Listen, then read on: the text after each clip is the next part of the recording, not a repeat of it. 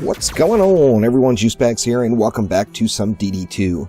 I wanted to take a quick minute today and talk about boosts, buffs, and frosties and how they stack together. Of course, I'm referring to the boost as in boost beam, or pardon me, as in boost aura from the monk, the buff as in buff beam from the EV, and the frosties, of course, are the frosties. Anyway, let's go ahead and hop right on in and take a look. Now, there was a little bit of misunderstanding, I think, in last week's dev stream with the viewers as to how these work.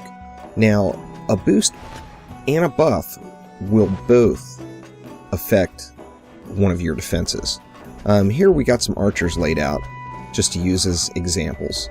Now, my stock archer is doing 40,985 damage per second.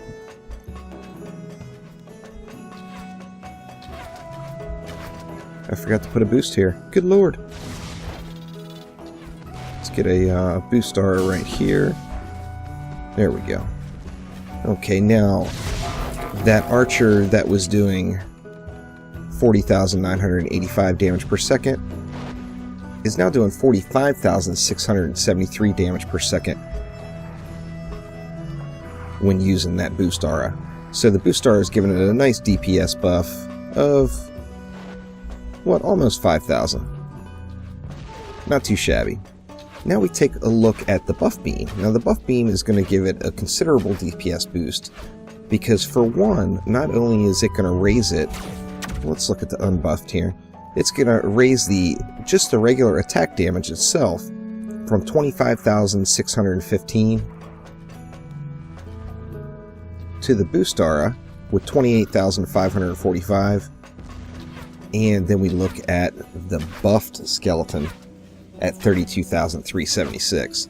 Now, it's a pretty considerable jump in damage, but another reason that it raises the DPS so effectively, as you see, the attack rate is dropped to 1 second, where these archers are attacking every 1.25. So it's attacking more often for more damage from using the buff beam.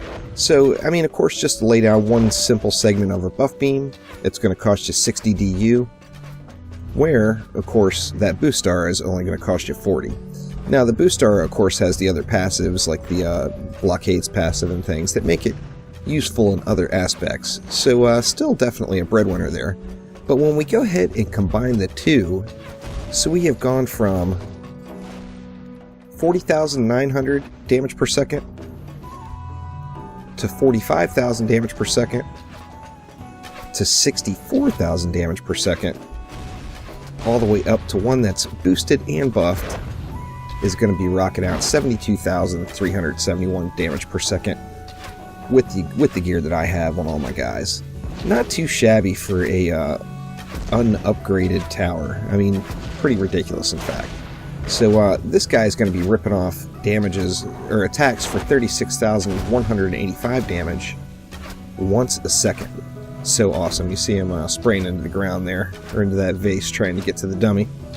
But definitely going to spray some rounds. Now when we throw Frosty in the mix, now obviously we're not going to have any mobs right on top of our archers, or hopefully not anyway, for Frosty to affect our archer towers. However, we will have mobs all over the top of our proton beams, or traps, or auras. Now, you see, my proton beam, boosted and buffed, is going to be rocking out attacks for 2,215. Yet here we can see it's going to do considerably more when you got the Frosties thrown in the mix. So a big jump there, going from, what, 22,015 attack damage all the way up there. So very, very nice indeed. So hopefully that cleared things up for everyone on boosts, buffs, and frosties. And we'll be back soon with some more DD2. Of course, the Calling All Heroes update is hitting the PS4 next week, and I am excited. Can't wait for it. Thanks again. We'll see ya.